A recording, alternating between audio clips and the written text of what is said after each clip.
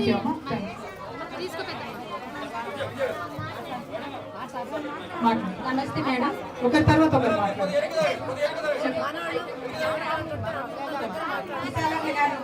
మిమ్మల్ని ఆహ్వానించి మా బాధలన్నీ మా దగ్గరికి వచ్చినప్పుడు మా ఇల్లు కూల్ చేసి మేము ఎదికొచ్చి మేము నానాదగా మేము ఉన్నప్పుడు అంబేద్కర్ భవన్లో మమ్మల్ని వచ్చి చూసి మమ్మల్ని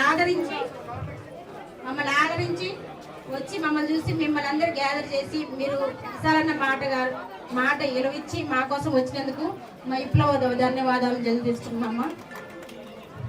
నేను ఒకటే చెప్తున్నా, మమ్మల్ని అందరినీ రోడ్డు మీద వేసారు, ఇల్లు కూల్చివేసారు. ఫస్ట్ మేము ఇక్కడికి భూదాన్ బోర్డు మీకు ఎట్లా వచ్చినామంటే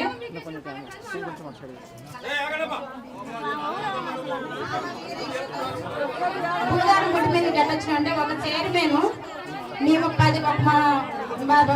కొంతమంది మేము గ్యాదర్ చేసుకొని మేము ఒక నాయకుడిని ఎంచుకున్నాం. ఆ నాయకుడు మా దగ్గరికి వచ్చామా, భూదాన్ బోర్డు చైర్మన్ గారు లేని వాళ్ళకి మాకు ఇల్లు ఇస్తామంటారు, మీరు వస్తారా, అది కోర్టుకేసి ఇస్తాం మేము అని అన్నారు. అంటే మేము తలా కొన్ని డబ్బులు వేసుకొని కోర్టుకేసి తెచ్చుకున్నాం. దాన్ని కోర్టుకేసి తీసుకొచ్చుకున్నాం మేడం. కోర్టుకేసి తీసుకొచ్చుకున్న తర్వాత నీళ్లు మాయే, కరెంటు మాదే, ఫోన్లు మాదే, అన్ని మాయే. మేమే తెచ్చుకొని సమస్త పక్కనే కలెక్టర్ ఆఫీస్ ఉంది. కానీ ఎన్నిసార్లు మా బాధ్యత చేతపట్టిన మా అధికారులు మా నాయకులు ఎన్నిసార్లు వాళ్ళ చుట్టూ తిరిగినా సరే, కోర్టు నుంచి మాకు ఎన్ని ఆర్డర్లు వచ్చినా సరే, చెప్పులు అరిగిపోయినట్టు కూడా తిరిగినా సరే ఏ మాత్రం మనం పట్టించుకోలేదు. ఆ కలెక్టర్ ఆఫీస్ ఎప్పుడైతే ఓపెన్ అయిందో అప్పటి నుంచి మా మీద కన్నేసి నిర్దాక్షంగా తెల్లవారు 3 గంటలకు వచ్చి మా ఇల్లు కూర్చోటండి. మేమందరం మొత్తుకుంటున్నా, ఏడుతున్నా. చిన్నపిల్ల డెలివరీ వారం రోజులకి కాకుండా పాప డెలివరీ వారం రోజులకే ఉయ్యాలు వేసుకుంటా కాళ్ళు పట్టుకున్నా సరే వలిపెట్ల చిన్న పిల్లగాళ్ళు వేసుకొని మమ్మల్ని రోడ్డు మీద ఇచ్చిన మేడం. మేము అనాథకు పడినాం. అయినంత ప్రభుత్వానికి ఇంత జాలిగులేదు. 3 జిల్లాల నుంచి మిలిటరీ వాళ్ళు తిప్పారు. మేము అసలు వాళ్ళు ఏమి అనలేకపోయినాం. ఎన్నిసార్లు మేము ఎదుర్కొన్నాం. మాకు నీళ్ళు పోరాడినాం. ఎన్నిసార్లు కలెక్షన్ తిరిగినాం, బిందెలు పట్టుకొని పోయినాం, ధర్నాలు చేసినాం. అయినా సరే మాకు మంచి నీళ్ళు లేదు.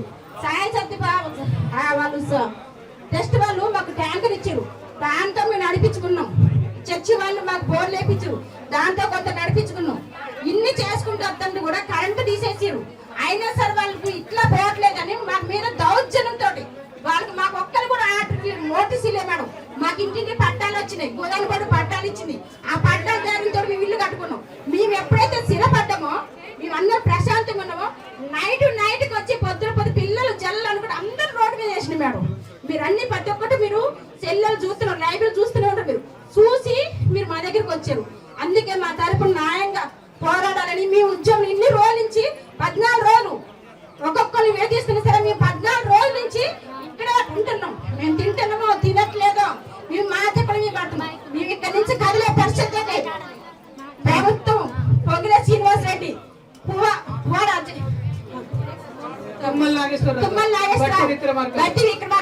వాళ్ళు వచ్చి మా ఇల్లు మాకు ఇస్తేనే ఈ నుంచి కదులుతాం, లేకపోతే మా ప్రాణాలైనా పోతాడు. ఈ నుంచి కదలవస్తాం. నేను చెప్తున్నా, వచ్చిపోయారు.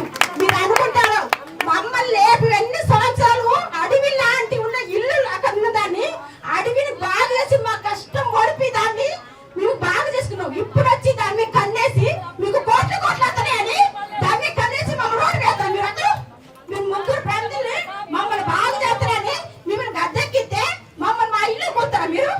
మాకు మీరే న్యాయం చేశారు? అసలు ప్రాణాలు పోయినా సరే కాలం మమ్మల్ని మీరు నైట్కి బెరాల్సి దింపితే పంపిద్దరు మమ్మల్ని మా నాయకులు అందరూ లోకప్ లేసారు. ఏం చేసి మేము నాయకుడికి ఇచ్చి డబ్బులు తీసుకున్నాం. థ్యాంక్ యూ అమ్మా. ఇక్కడ ఒక విషయం మనందరం కూడా గమనించుకోవాలి. రాష్ట్ర వ్యాప్తంగా దాదాపుగా 1,70,000 ఎకరాల పైచిలకు భూదాన్ భూమి ఉన్నది. అంటే పేదవాళ్ళకి ఇవ్వాలని ఒక సందర్భంలో అందరూ కూడా దానం ఇచ్చినటువంటి భూమి. ఆ భూమి ఎక్కడా కూడా పేదవాళ్ళకి ఇచ్చిన దాఖలాలు అయితే లేవు. ఇదే ఖమ్మంలో ఇదే భూమిని ఇదే ప్రభుత్వం మరి ఇది పేదల కోసం ఇచ్చిన భూమే కదా అని మీ పేరు మీద అక్కడ పట్టాలు చేయొచ్చు కదా. మీరు ఆల్రెడీ ఉంటున్నారు, దాంట్లో న్యాయం ఉన్నది. పట్టాలు ఇచ్చింది భూదాన్ భూమి, భూదాన్ బోర్డు వాళ్ళు ఇచ్చారు. ఇప్పుడు అది చెల్లదని చెప్పి ఈ ప్రభుత్వ పెద్దలు మాట్లాడుతూ ఉన్నారు. మనం పట్టుబట్టాల్సింది ఒకటే. మేము ఈ సందర్భంగా ప్రభుత్వాన్ని ఒకటే డిమాండ్ చేస్తున్నాం, రాష్ట్ర వ్యాప్తంగా ఉన్న భూదాన్ భూముల యొక్క వివరాలు వైట్ పేపర్ మీరు బయట పెట్టాలి. ఎందుకంటే ఇక్కడ 62 ఎకరాలు ముందు భూదాన్ భూమి ఉందని చెప్పారు, ఇప్పుడు దాన్ని మాట మార్చి 31 ఎకరాలు ఉందని చెప్తున్నారు. సో అట్లా రాష్ట్ర వ్యాప్తంగా ఎక్కడెక్కడ ఎగ్జాక్ట్లీ అన్ని చోట్ల అన్ని జిల్లాలలో కూడా ఈ కుట్ర జరుగుతుంది. కాబట్టి ఇది పేదలకు చెందాల్సిన భూమి కాబట్టి ప్రభుత్వం ఒక వైట్ పేపర్ రిలీజ్ చేయాలని కూడా డిమాండ్ చేస్తూ అమ్మాయి మాట్లాడతారు. రమాదేవి. అందరూ పేదవాళ్ళమే, ఎవరు ఉన్నోళ్ళం లేవు మేడం. అందరూ పేదవాళ్ళమే. మీరు అందరూ పని చేసుకొని బతికిన ఉల్లిగడ్డలు అమ్ముతారు, మొక్కజొన్నలు అమ్ముతారు. అందరూ పనికి వెళ్ళే వాళ్ళే మేడం.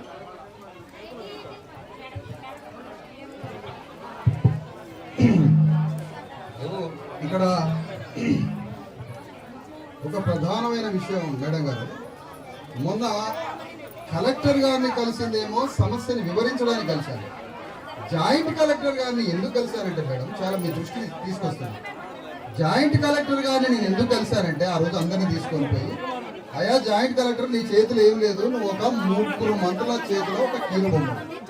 కానీ జాయింట్ కలెక్టర్ని ఏమి కోరామంటే, అయ్యా ఈ శిబిరం దగ్గర ఒక నోడల్ అధికారిని, ఒక ఆర్ఐని పెట్టండి, లేదా ఒక ఎంఆర్ఓని పెట్టండి. బస్సు లోపలికి వచ్చి వాళ్ళు సెట్ చేయవా, ఏం నిలబడతాడు ఇట్లా. అక్కడ నేనేం చెప్పానంటే అమ్మా జాయింట్ కలెక్టర్ గారికి, నువ్వు ఈ సమస్య పరిష్కరించే దమ్ము నీ దగ్గర లేదు, నువ్వు మంత్రులు చెప్పేటోడివి, చెప్తే ఇనేటోడివి.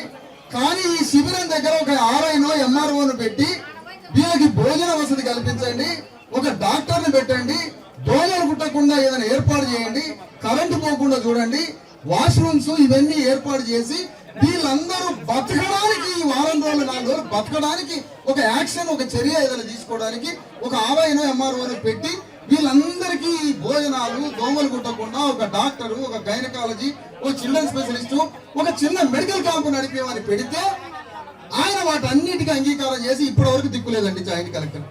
ఇంతకన్నా ఘోరం ఉంటుందా? అంటే ఒక జాయింట్ కలెక్టర్ హామీ ఇచ్చి ఒక చిన్న మెడికల్ ట్రీట్మెంట్ లేదు, ఎలాంటి ఫెసిలిటీ లేదు, ఇంత నరకంలో పెట్టారు. వీళ్ళు పనికి పోవాలి, అందరు పనిచేసేటోళ్ళు మొత్తం దాదాపుగా 99% అంతా ఎస్సీ ఎస్టీ బీసీ కూలీ నాలి పనిచేసుకునే శ్రామిక వర్గం. మరి ఇలాంటి శ్రామిక వర్గాన్ని ఇంత ఘోరంగా జాయింట్ కలెక్టర్ ఇంటెన్సిటీ మోటివ్గా వీళ్ళకి ఎలాంటి ఫెసిలిటీస్ కల్పిస్తే వీళ్ళు ఇక్కడే ఉంటారేమో, వీళ్ళకి ఫెసిలిటీస్ కలిపేయకుండా ఉంటేనే వీళ్ళు ఇక్కడి నుంచి పరారైతారేమో అన్న ఆలోచనతోటి జాయింట్ కలెక్టర్ ఎలాంటి ఫెసిలిటీస్ కలిపారు. ఇది ఎంత అన్హ్యూమన్ మెంటాలిటీ, ఇది ఎంత ఘోరం. అసలు చిన్న చిన్న చంటి పిల్లలు మంచాల మీద వేసి పడుకోబెడతారు, చిన్న చిన్న పిల్లలు. ఒక ఆమె గర్భిణి, ఒక ఆమె పచ్చి బాలింత, ఇట్లా రకరకాల మనుషులు ఉన్నారు. కాబట్టి కార్యాచరణ ఎంత మనల్ని అవమానిస్తే మన యుద్ధం అంత బలంగా సాగాలని మిమ్మల్ని కోరుతున్నానమ్మా. ఎంత అవమానిస్తే మన పోరాటం అంత పెరగాలి తప్ప ఇది ఆత్మగౌరవం. మనలాంటి వాళ్ళే రాష్ట్రం అంతా పేదలు అందరూ ఉన్నారు. ఇలాంటి భూములు ఆదిపట్లలో ఉన్నాయి, చెప్పాను, రంగారెడ్డి జిల్లాలో ఉన్నాయి, ఇక్కడ నల్గొండ జిల్లాలో ఉన్నాయి. ఎక్కడ కూడా ఇట్లా స్థలాలని ప్రభుత్వం గుంజుకొని పేదల్ని ఎల్లగొట్టిన సంఘటన ఏ జిల్లాలో జరిగింది? ఖమ్మం నుంచి ప్రారంభించాలనుకుంటున్నారు ఈ 3 మంత్రులు. ఒకటే మేడం గారు, ఇక్కడ మీ అందరికీ, ఇక్కడికి వచ్చిన వాళ్ళకి, జర్నలిస్టులకి చెప్పేది ఏంటంటే, ప్రభుత్వం ఒక్క సెకండ్ నిర్ణయం తీసుకుంటే రెగ్యులరైజ్ చేసి పట్టాలు ఇవ్వచ్చు. ఒక్క సెకండ్ నిర్ణయం తీసుకుంటే, గవర్నమెంట్ డెసిషన్ తీసుకుంటే కాగితాలు ఇవ్వచ్చు.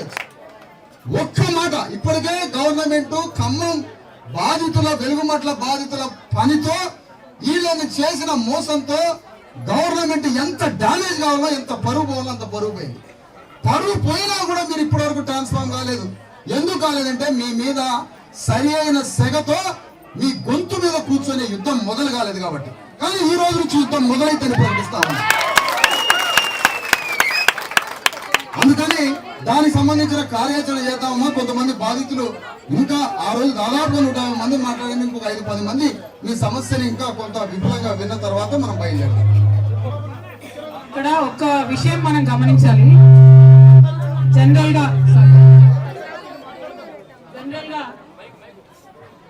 పేదవాళ్ళు వారి ఇండ్ల నుంచి డిస్ప్లేస్ చేసినప్పుడు ఖచ్చితంగా ప్రభుత్వం మానిటరీ కాంపెన్సేషన్ ఇవ్వాలి, డబ్బులు ఇవ్వాల్సిందే. మనకి ఎన్ని రోజులైతే మనం కూలీ నష్టపోయినామో మన ఇల్లు వాళ్ళు ఇబ్బంది పెట్టి ఏ విధంగా అయితే మనల్ని నడి రోడ్డు మీద పడేశారో దానికి కూడా వాళ్ళు డబ్బులు కట్టి ఇవ్వాలి, దాని నష్టపరిహారం కట్టి ఇవ్వాల్సిందే. దానికి కూడా డిమాండ్ చేస్తా ఉన్నాం. అదే విధంగా పాపం మాట్లాడుకుంటూ అక్క చెల్లెలు ఏడుస్తున్నారు. ఒకటే విషయం, కన్నీళ్ళు కార్చొద్దు, కన్నీరు అసలే కార్చొద్దు. కళ్ళలోంచి నిప్పులు జరగాలి. ఇప్పుడు అర్థమవుతుందా? కన్నీళ్ళు కార్చే టైం కాదు. గట్టిగా ఉండండి, బలంగా ఉండండి. ఏం కాదు, మీ భూములు వచ్చేంత వరకు మీ వెనకాలే నిలబడి ఉంటాం. జై తెలంగాణ. ఏం పేరు? చిన్న సలోని, మాట్లాడాలి. నమస్తే మేడం, నా పేరు కే సలోమి మ్యామ్. నేను ఇక్కడ 9th క్లాస్ నుంచి ఈ భూదాన్ వెలుగుమట్లలోనే చదువుకుంటున్నాను. 9th నుంచి నా 9th అక్కడ అయిపోయింది. 10th, ఇంటర్, డిగ్రీ మొత్తం నేను అక్కడే కంప్లీట్ చేసుకున్నాను. ఆ రోజు ఫస్ట్ డే ఏవైతే పరిస్థితులు ఉన్నాయో, ఫస్ట్ డే నుంచి ఇన్ని సంవత్సరాల వరకు కూడా అవే పరిస్థితులు ఉన్నాయి. కరెంట్ లేకుండా, నీళ్లు లేకుండా, ట్రాన్స్ఫర్మేషన్ లేకుండా, రోడ్స్ లేకుండా, మినిమం ఫెసిలిటీస్ లేకుండా మేము అక్కడ అన్ని సంవత్సరాలు ఉన్నాం మ్యామ్. కనీసం ఖమ్మంలో 3 మంత్రులు ఉన్నారు, ఒక్కరు కూడా మమ్మల్ని పరామర్శించడానికి రాలేదు. కలెక్టర్ ఉన్నారు, కలెక్టర్ ఎక్కడికెక్కడికో వెళ్ళి పరామర్శించి ఎక్కడెక్కడ సమస్యలు తీరుస్తున్నారు. కానీ ఆయన 4 అడుగులు వేస్తే మా స్థలం వస్తుంది. ఆయనకి సంవత్సరం అంతా వర్క్ చేసిన తీరని సమస్యలు మా దగ్గర ఉన్నాయి మ్యామ్. అయినా కానీ ఆ కలెక్టర్ ఒక్కసారి కూడా రాలేదు. ఆయన కలెక్టర్ గురించి మాట్లాడుతున్నారు, ఆయన వాళ్ళ కోసం వాళ్ళ కింద పని చేస్తుండే అర్థం కావట్లేదు, మా కోసం పని చేస్తుండే అర్థం కావట్లేదు. ఆయన చదువు అంతా ప్రజల సమస్యలు ఎట్లా తీర్చాలని. కానీ ఆయన ఒక్కసారి కూడా ఇక్కడ 700 కుటుంబాలు ఉన్నాయి మ్యామ్. ఒక్క కుటుంబానికి సమస్య వచ్చిందంటేనే బాధ్యత కలిగి వాళ్ళ కుటుంబ సమస్యను తీర్చే బాధ్యత ప్రభుత్వానికి ఖచ్చితంగా ఉంటుంది. ప్రతి కుటుంబం మీద బాధ్యత ఉంటుంది. కానీ ఇక్కడ 700 కుటుంబాలు మేము సమస్యల్లో ఉన్నాం మ్యామ్. ప్రతి సమస్యలు ఉన్నాయి. ఇక్కడ అందరూ గర్భిణీ స్త్రీలు ఉన్నారు, చదువుకునే పిల్లలు, చిన్న పిల్లలు, ప్రతి సమస్యతో ఉన్నారు మ్యామ్. ఇక్కడ ఇర్రెస్పాన్సిబుల్ గవర్నమెంట్ చెప్పాలంటే అసలు ఏం పట్టించుకోవట్లేదు. అండ్ మాకు మనిషి బ్రతకడానికి కావలసిన మౌలిక వసతులు కూడా లేవు. మళ్ళీ మాకు అన్యాయంగా వెళ్తున్నామా అంటే అది కూడా కాదు మ్యామ్. మాకు అన్ని ఆర్డర్స్ ఉన్నాయి.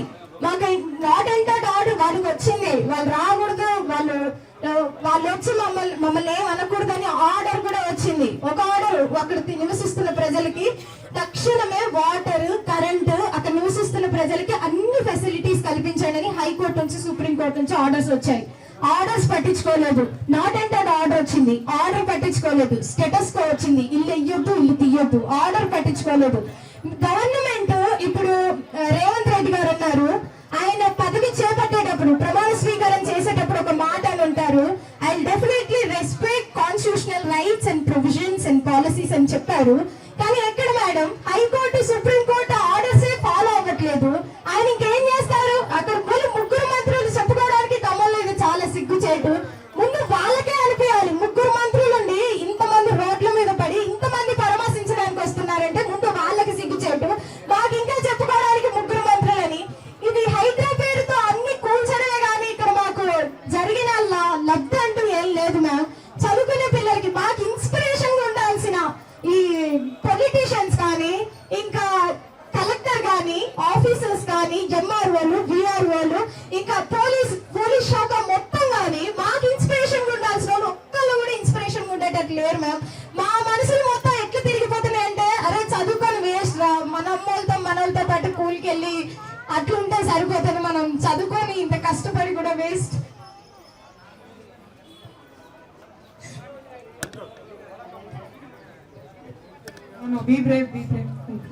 కష్టపడి రూప కూడేసుకొని, ఇక్కడ అందరూ కూలికి వెళ్ళే ప్రజలు ఉన్నారు, రూప కూడేసుకొని కష్టపడి మా ఇల్లే మాకు సర్వస్వం అని ప్రతి ఒక్కరూ కట్టుకున్నాం మ్యామ్. ఇక్కడ ఎవరు కూడా మీరు అది చేసుకోండి. ఇప్పుడు ఇది అర్హులైన వారు అంటున్నారే, చెయ్యండి. అర్హులైన వారు 8-9 సంవత్సరాల నుంచి ఎన్నుకుంటారు. ఏ ఫెసిలిటీ లేకుండా, అర్హులైన వాళ్ళు కరెంట్ లేకుండా, నీళ్లు లేకుండా ఎందుకుంటారు ఇక్కడ? మీరు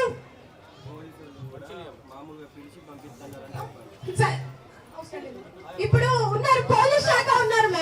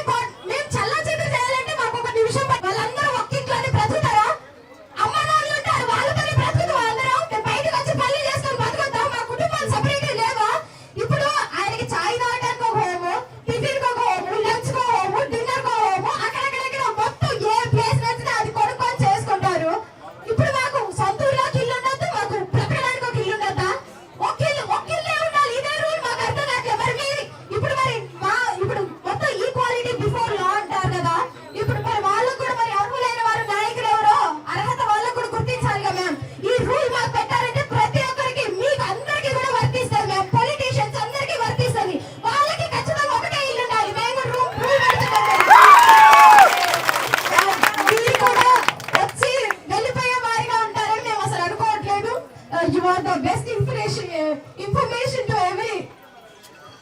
every woman, ma'am. So thank you మీరు అలా న్యాయం చేస్తారని అనుకుంటున్నాను మ్యామ్. బాధ అవుతుంది, అర్థమవుతుంది. నా రిక్వెస్ట్ ఏంటంటే ఇంకెవరైనా మాట్లాడుతున్నారా? చెప్పు. వందనాలు. మేము 8 సంవత్సరాల నుంచి ఉన్నాము అక్కడ. కొత్త మున్సిపాలిటీ ఆఫీస్ కాడికి నీళ్ళు ఈరయ్యని బిందెలు ఎత్తుకొని ధర్నా చేసినాం. 500-600 మంది పోయి మళ్ళా బిందెలు ఎత్తుకొని కరెంటు బల్ పట్టుకొని కలెక్టర్ ఆఫీస్ కాడికి పోయినాం. కలెక్టర్ కాడికి బదట కూకబెట్టి పోలీసులతో నెట్టిచ్చిండు, మమ్మల్ని ఎల్లగొట్టి ఇచ్చిండు. నీళ్ళు ఇచ్చిన వాళ్ళు గారు పుట్టపర్తి సాయిబాబా మాకు అది ట్యాంకర్ ఇచ్చిండు, ఇంజన్ ఇచ్చిండు.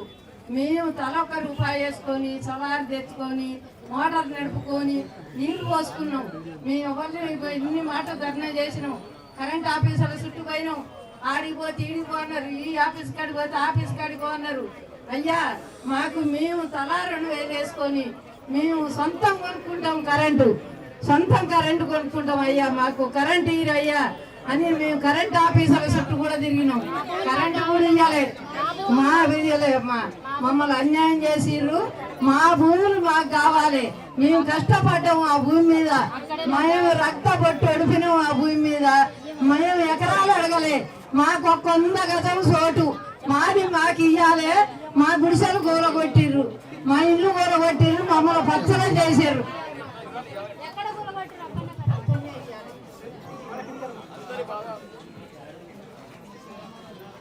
ఒక మాట అమ్మా, బాధితులైన కొంచెం ముందుకు రండి. మద్దతు పలకడానికి వచ్చిన సంఘాలు కూడా కొద్దిగా ముందుకు రండి. మేడం గారితో కూడా ఒక మాట ఇద్దరం మాట్లాడడం జరిగిందమ్మా. మీ అందరి ముందు ఒక ప్రతిపాదన చేస్తున్నాం. ఆ ప్రతిపాదన మీ అందరూ అంగీకరిస్తే ఆ కార్యాచరణలోకి వెళ్ళిపోదాం. ఆ పనిలోకి మనకి జరిగిన ఈ తీవ్ర అన్యాయం ఇన్ని రోజులు అవుతుంది. ఇన్ని రోజులు గడిచినా ప్రభుత్వం నుంచి ఎలాంటి కదలిక లేకుండా రాష్ట్ర వ్యాప్తంగా బాధితులైన వారి మీదనే కేసులు పెడుతుంది రాజ్యం, గవర్నమెంట్. ఇలాంటి బాధితుల మీద ఎవరైతే మేడం అక్కడ భూ బాధితులకి నాయకత్వం వహిస్తున్నటువంటి కొందరు ఎవరైనా ఉన్నా, గట్టిగా మాట్లాడినా, ప్రభుత్వానికి విజ్ఞాపన చేసినా, వాళ్ళందరి తరఫున ప్రతినిధులు ఉంటే వాళ్ళ మీద కేసులు పెడుతున్నారు. ఇంతకన్నా ఘోరం ఇంకోటి లేదు. వాళ్ళు కేసులు పెడితే వాళ్ళు జైల్లో ఉంటున్నారు. వీళ్ళు సుతారి పనికి పోయే భార్యలు వాళ్ళ కుటుంబాలు పనికి పోవడం లేదు, వీళ్ళు పనికి పోవడం లేదు, భర్తలు జైల్లో ఉంటున్నారు. వీళ్ళు తినడానికి తిండి లేదు. ఇక్కడ ఉండడానికి ఉన్నటువంటి నివాసం ఇంత ఘోరమైన పరిస్థితి. ఏ క్షణం వీళ్ళని అరెస్ట్ చేస్తారో, ఏ క్షణం కొట్టి చంపుతారో, ఏ క్షణం వీళ్ళని ఎల్లగొడతారో. ఈ శిబిరం మొత్తానికి ఒకడు వచ్చి తాళం వేస్తాడు, ఒకడు వచ్చి కరెంటు పని చేస్తాడు. మరి ఇన్ని రోజుల నుంచి ఇంత ఘోరంగా జైల్లో పారేసినట్టుగా ఇక్కడ ఉంటే మరి ఈ సమస్య పరిష్కారం అయ్యేది ఎట్లా? ఏ విధంగా దీన్ని పరిష్కారం చేసుకొని బయటపడాలి? రోడ్డు మీదకి వస్తే ఎవడేమంటాడు, బజార్కి వచ్చి మాట్లాడితే ఎవడు తీసుకుపోతాడు, అక్కడ మాట్లాడితే ఎవడు తీసుకుపోతాడు. ప్రభుత్వం వచ్చింది లేదు, మాట్లాడింది లేదు, కలెక్టర్ లేదు, ఎంఆర్ఓ లేడు, జేసీ లేడు, మంత్రులు లేడు, ఎమ్మెల్యే లేడు, పార్టీ లేడు, ఎవడు లేడు. కానీ అప్పుడొకళ్ళు వచ్చి అట్లా పలకరించి 10 నిమిషాలు వెళ్ళిపోతాను. ప్రభుత్వం భారతదేశాన్ని పరిపాలించే బీజేపీ వాడు ఏడి, రాష్ట్ర ప్రభుత్వాన్ని పరిపాలించేవాడు ఏడి, వాళ్ళని ప్రశ్నించే కోదండరాం ఏడి, వాళ్ళని ప్రశ్నించే మరొక అధికారులు ఏడి? ఎవరు ప్రజా సంఘాలు అధికారులు లేని ఒక దుర్భర పరిస్థితుల్లో ఈ సమస్యని పరిష్కరించడానికి నడుం కట్టాల్సింది. ఇది సాగు లేకుండా బతుకు లేకుండా ఎటుగాని బతికే బదులు ఈ సమస్యని పరిష్కరించడానికి యుద్ధ క్షేత్రంలో దిగాల్సింది. అందరం కలిసి ఈ సమస్యని కలెక్టర్ మన దగ్గరికి వచ్చి సమస్య పరిష్కరించేంత వరకు డాక్టర్ బిఆర్ అంబేద్కర్ విగ్రహం దగ్గర పోయి ఆమె కూర్చుందామమ్మా. బయలుదేరి మేమైతే రాజ్యాంగబద్ధంగా బయలుదేరుతున్నాం, మేమైతే రాజ్యాంగబద్ధంగా బయలుదేరుతున్నాం. శాంతియుత ప్రజాస్వామ్య పద్ధతిలో ప్రభుత్వం ముందు రాజ్యాంగం ఇచ్చిన హక్కు, నిరసన హక్కు మాకు ఉన్నది కాబట్టి ఆ కాన్స్టిట్యూషనల్ రైట్ తో నిరసన ప్రకటించడానికి నడి రోడ్డు మీదకి రాజ్యాంగ నిర్మాత అంబేద్కర్ విగ్రహం దగ్గరికి బయలుదేరుతున్నాం. అక్కడ మేము నిరసిస్తాం. మా నిరసనని అడ్డుకుంటే పోలీసులు రాజ్యాంగ శక్తులు అవుతారు, ప్రభుత్వ మంత్రులు రాజ్యాంగ వ్యతిరేక శక్తులు అవుతారు. మమ్మల్ని డామేజ్ చేస్తే మీరు యాంటీ కాన్స్టిట్యూషన్ అవుతారు, మమ్మల్ని అడ్డుకుంటే మీరు రాజ్యాంగేతర శక్తులు అవుతారు. మా గళాన్ని, మా నిరసనని, మా బాధని, మా కన్నీళ్ళని ప్రపంచానికి, ప్రభుత్వానికి, రాజ్యానికి, భారత ప్రభుత్వానికి తెలియజేసే హక్కు లేకుండా మమ్మల్ని పోలీసులు అణిచివేస్తే అతిపెద్ద విప్లవం, భారతదేశంలోనే విప్లవం పుడుతుంది. ఇక్కడ ఇది గుర్తుపెట్టుకొని పోలీసులు మాకు మా నిరసనని ప్రకటించడానికి పోలీసులు సహకరించాలని కోరుతున్నా. పోలీసులు అడ్డు తగిలితే మర్యాద దక్కరని కూడా చెప్తున్నారు. ఇక్కడ 500,000 మంది కాదు, ఇది 500,000 మందితో కాదు. తెలంగాణలో 1 కోటి మంది పేదల ఆత్మగౌరవ సమస్య ఇది. ఇలాంటి సమస్య ఇంకెక్కడా పుట్టకుండా ఇంకో జిల్లాలో, ఇంకో మండలంలో, తెలంగాణలో మరొక పేదవాడు ఇల్లు కూల్చేయకుండా వారికి బుద్ధి చెప్పే ఉద్యమం ఇక్కడ తలగాలి, చేయాలి అని మీ అందరి ముందు కోరుతూ ఉన్నాను. అందుకని ఈ సందర్భంగా ఈ పోరాట రూపాన్ని ఒక మాటగా జాగృతి అధ్యక్షురాలు సోదరి కవిత గారి ఈ పోరాటం గురించి మరొక మాట మాట్లాడి దానికి తగ్గట్టుగా క్రమ పద్ధతిలో బయలుదేరడం. అదే ప్రభుత్వాలు ఏవి కూడా మన మాట వింటలేదు, మనం ఉన్నామని పట్టించుకుంటున్నాం. మనం ఎన్ని రకాలుగా చెప్పినా, ఎన్ని టీవీలలో, ఎన్ని ఛానళ్లలో భారతదేశం అంతా ఖమ్మం ఆడబిడ్డల దుఃఖం చూపించినా కూడా ముఖ్యమంత్రి గారు కానీ, ఇక్కడ ఉన్న మంత్రులు కానీ కనీసం స్పందిస్తలేరు. కాబట్టి ఇవాళ మనకు దిక్కు, ధైర్యం, మనలాంటి వాళ్ళందరికీ హక్కులు ఈ దేశంలో కల్పించినటువంటి వాడు బాబాసాహెబ్ అంబేద్కర్. కాబట్టి మనం ఇక్కడ నుండి బయలుదేరి వెళ్ళి మన బాధ ఆయనతోనే చెప్పుకుందాం. ఎందుకంటే వీళ్ళకి కళ్ళు లేవు, చెవులు లేవు. ఆయనకు చెప్పుకుంటేనన్నా సిగ్గు వస్తుందేమో అనే ఒక ఆలోచనతోని వెళ్దాం. ఎందుకంటే కలెక్టర్ గారు 14 రోజుల నుంచి ఈ శిబిరాన్ని సందర్శించకపోవడం అమానుషం, దారుణం. ఇవాళ ప్రజావాణి ఉన్నది, ప్రజల యొక్క వాణి, ప్రజల యొక్క గొంతు వినాలి. కాబట్టి మనం కూడా పోయి మన గొంతు వినిపిద్దాం. మరి మా ఆడబిడ్డలు నడుస్తారు, అందరూ పక్కన ఆకలి అయితే లేదు కదా, నడుస్తారు కదా బలంగా, అన్నల కంటే ఎక్కువ నడవాలి మనం. ఓకేనా? జై తెలంగాణ, జై తెలంగాణ.